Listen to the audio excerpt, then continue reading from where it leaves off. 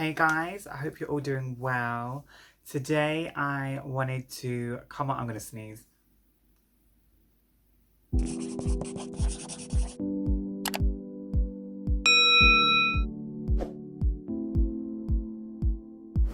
Today I wanted to come on camera and I wanted to talk about something that is a little bit different.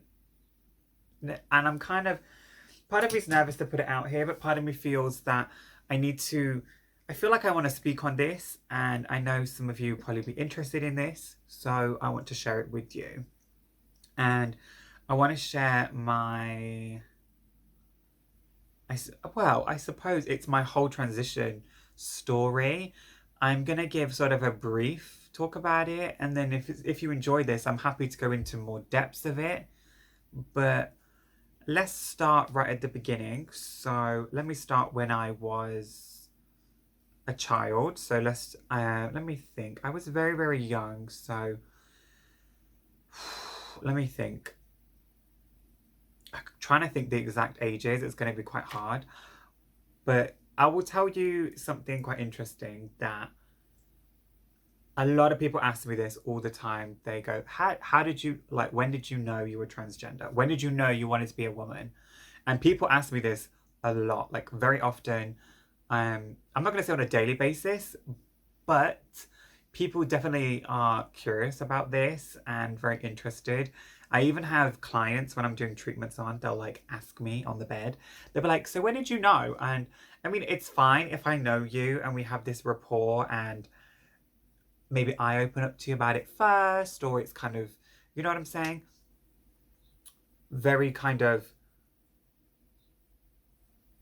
a close relationship, then yeah. But when it's like strangers, like one person coming for a treatment and whatever, either when I say one person coming for a treatment, I mean one time and then you never see them again. But anyway, what I'm saying is some people definitely clock me. Some people clock my tea, basically. Some people clock me. And they will come out with the most crazy questions and just upfront and forward. And sometimes I'm like, whoa. But anyway, tangent going off. This is a question that I get asked a lot. And my honest answer is when I was very, very, very small, so primary school age, how old are you at primary school? 3? No, 4, 5? Something like that, whatever. I don't know. Should I ask Google? Hey Google, how old are you when you're at primary school? Okay, she's not listening. Anyway, whatever. I was young and small, and I don't know what anybody else's school was like when they were growing up, but we used to have like a PE class, so physical exercise, I'm guessing that stands for. And we would always, when we were in primary school, so first years, we would always do it in the school hall, and we would just all do it together. So boys, girls, whatever, we'd all do it together. And you all wear the same things. So you all wear little like Y-fronts, or like you just wear pants and like a vest and no shoes, no tights, no socks. You would just wear pants and a vest, right? Because you're all kids, it doesn't matter. So everybody looks the same, right? So yeah, everybody looks the same. From what people tell me, I was quite sort of flamboyant from a young age. And I would always remember we were doing this and doing that. And we were in the PE class, and you know, I mean, obviously the girls have long hair as well, and the guys have shorter hair. Generally speaking, I mean, I don't know if that construct really stands up much anymore. I mean, I think back when I was younger, because I'm 28 now, so back when I was younger, I mean, we were still in the 90s, hun, so it was still kind of quite a constrictive. That was people's views generally. Well, I guess not actually, because if you think about it, guys did have long hair, but I guess it was older guys who would have long hair, and it's like their choice. Whatever. Anyway, I'm going off on a tangent. Sorry. And obviously that didn't click with me. The hair lengths between different genders, that never clicked. And I remember being a little bit older, and then you get a little bit older, and you move a few years up, and then you start to realize that when you're doing PE, you end up going separate changing rooms and separate this and separate that. And I was a little bit like, I'm confused. What's going on? It doesn't really make sense to me. And then when you get to puberty age, I guess things start to change on your body and things start to develop and things. And I would say probably until puberty, it didn't really click in my mind that I was that much different from the girls or from the guys, because everybody's flat chested, everybody looks the same body wise generally, and I never really realized the difference. And then when puberty hit, girls were getting breasts and whatever else and whatever. That's when I started to realize, and I started to think, wait a sec. I'm different. I want to look like that. I should be more, this doesn't make sense to me. I'm confused. And I'm thinking, why is my body not how my mind is? And that's when I started to realize that my body was changing and I didn't like it and I had to stop. I started hating my body. I was kind of like, oh, I just remember I really wanted boobs because I felt like boobs were such like a physical appearance thing that people see straight away, and it's a gender cue, I suppose, essentially. And I think because of that, that's when I started to realize. So essentially, I guess that's my answer of when did I know. I would say as well, probably just before puberty, I was dressing in like women's clothes in secret. Like I would go in my sister's wardrobe and things and try on her clothes and shoes and that. And I used to steal my sister's shoes and wear them to school, as like my sister's heels. Like I would wear like huge platform heels, and I would wear them to school. Full on going as like a guy ish. I would say more androgynous. Let's say androgynous, and wearing. And then I would wear my sister's heels to school, but I would put them in my bag, sneak them in my like rucksack bag, and then when I got out the house, I'd put them on and I'd walk to school in them, and then I would walk back home in them. Obviously, wear them all day at school, things like this. And I never actually really got in trouble for that. Like the teachers never really said anything. Bearing in mind this was high school, so there wasn't a uniform that you had to follow. You could wear your own clothes. So no one really said anything much, which I guess is a good thing. Don't get me wrong, the kids were cruel. Bitches. Kids are nasty, right? And I guess some of the teachers were like, how do you walk in those all day and blah, blah, and all this. And, I'm not going to lie, my feet did hurt, but the feeling of wanting to wear it and wanting to feel, quote unquote, I say safe, like wearing the heels made me feel safe. Even though it was probably putting more of a target on my back, it made me feel safe. I'd probably say you kind of put up with the pain and deal with it. I remember walking home once. Oh my God, these shoes were so painful. I was so close to my house and I was like, just keep going, just keep going, just keep going. And I remember there used to be this kind of like alleyway bit that I used to walk through. And I remember a few times when no one could see me, I'd take off the shoes and I'd walk barefoot and then I'd put them back on just to walk around the corner.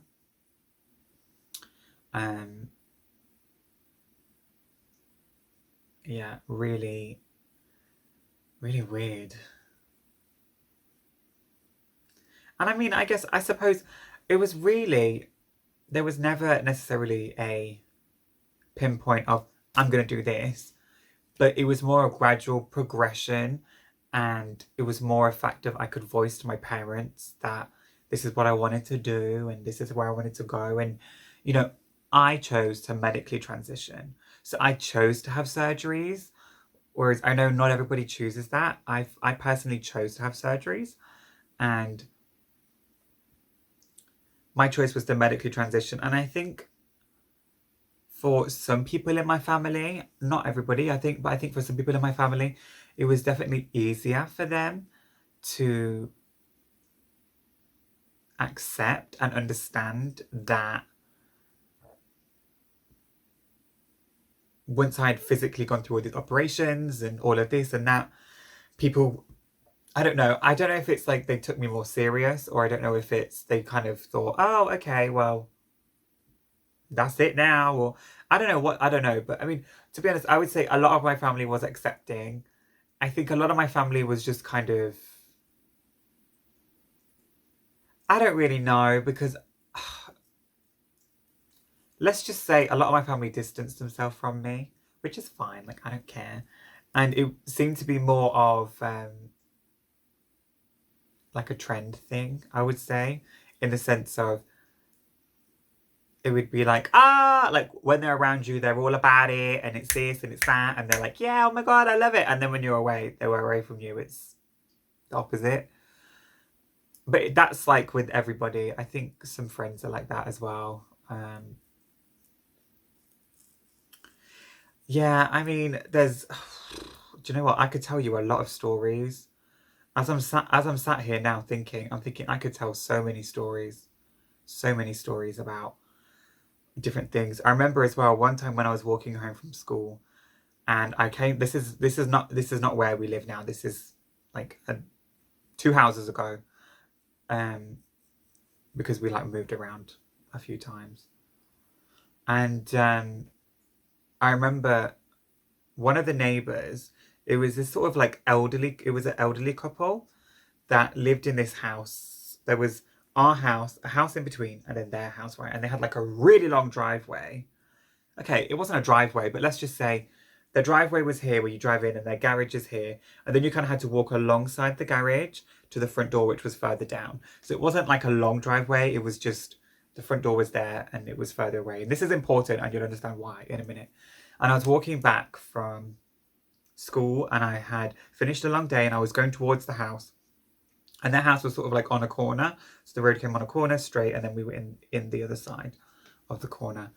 And I don't know if he was waiting for me or something. It was the husband. I don't know if he was waiting for me. I was wearing heels. I was doing like a full guiche. Like I had the full look on. You know, I think I used to rock platform heels, skinny jeans, this kind of like shirt, like a grey shirt with black stripes, a waistcoat, and then I would wear this like really like cinching waist belt that would give me like a corset shape. And then my hair was all like crazy, and I used to wear like black eye makeup. Very, if you're thinking about like sort of not full scene, but half scene, I said, well, no, I guess kind of scene. I don't know. It was that kind of vibe. Anyway, I remember I was walking back, and literally he must have been waiting because as I got on the corner of his house, Birmingham, my house is over here and the corner's here, and he came out really quick as I was walking around the corner, and I probably got to just about here, and then he was like, kind of, he must have been waiting there or something, because he came over to me and was like, oh, hi. And I was like, hello. And do you know what? I really tried. I was like, oh, hi. Let me try. I was like, really like, oh, hello, how are you? Yeah, like really trying to put my voice up. You know, trying to be fake voice, I suppose. I was like, oh, hi. And he's like, what have you been doing? And I was thinking in my head, this is creepy. And I was like, I've just been at school. And then he was like, he's like, and then, no, wait, what did he say? First of all, he went, oh, you've got a very deep voice for a girl. And I was like, I just went, bye. I don't know. I think I said something like that. But, oh my God, it was really weird. And then he would stand there every day and try and talk to me when I would finish school. And I just kept walking. It was, yeah, I can remember that. That was creepy as hell. I mean, aside from, I mean, I've spoke about this in other videos as well. You know, there was bullying when I was at school, and it was quite severe. And it was kind of hard because I would have a lot of friends who were girls, and I would have a lot of, no, I would have a lot of friends who were girls, and then the girls were all friends with the guys who would be bullying me and whatever. So they would be like all on me like, oh, like, whatever, I don't know, you'd just be talking about friend stuff, and then they would go and hang out with them, and it would kind of be a really conflicting, contrasting world, because they kind of be, oh, just, obviously they would say him back then, they would say just leave him alone and things like that. They don't give it. Mm-mm. they wouldn't stop. And it was a really weird dynamic as well, because the thing is, back then, this would have been in like the 2000s, like early 2000s, I think. Yeah, it was early 2000s. I suppose being gay back then was kind of just starting to become more acceptable socially and things. And I think a lot of people were sort of, it was almost like it was cool to have a gay friend, or, you know, you know how there's different cliques with different people, and different people have different,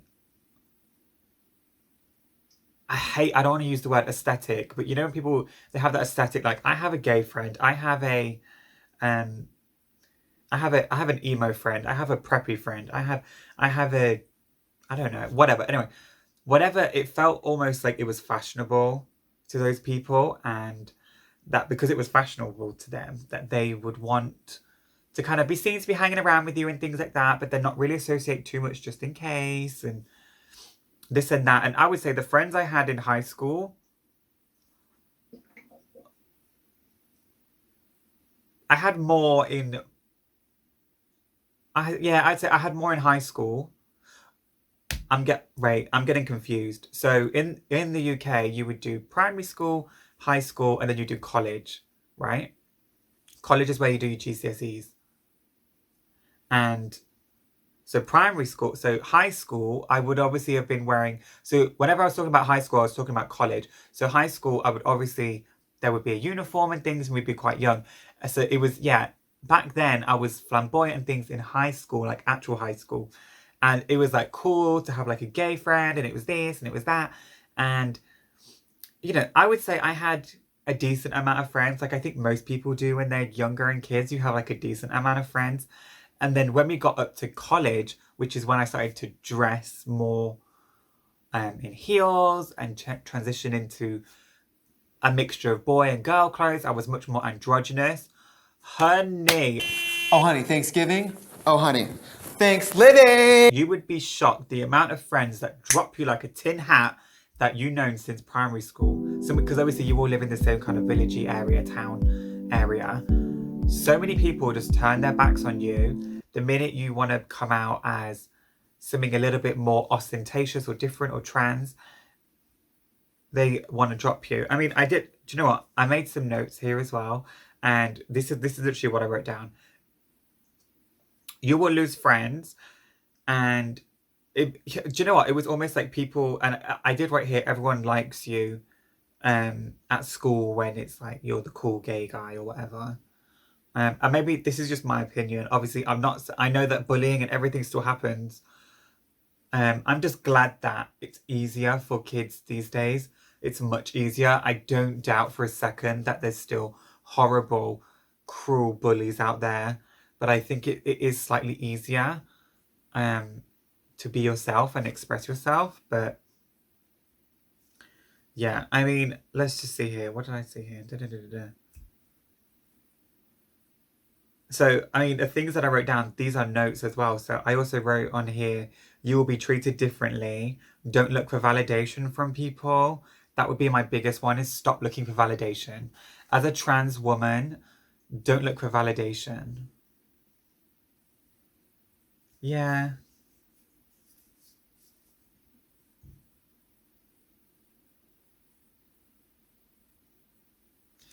Do you know, I was actually thinking I'm going to make a video on things I would tell my younger self. Trans edition. But yeah, I don't know. I wanted to just give you some little snippet bits. Really, I'm just filming this kind of off the cuff. I made like a little list, but it wasn't really that helpful.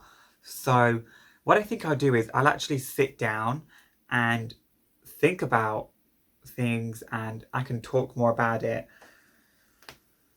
Hopefully you enjoyed this kind of video, just kind of chatty, talking about things like this, because this is something I actually would really like to talk about and really get my message out there. I think it's important. But yeah. Either way, thank you so much for watching, guys, and I'll see you in the next one.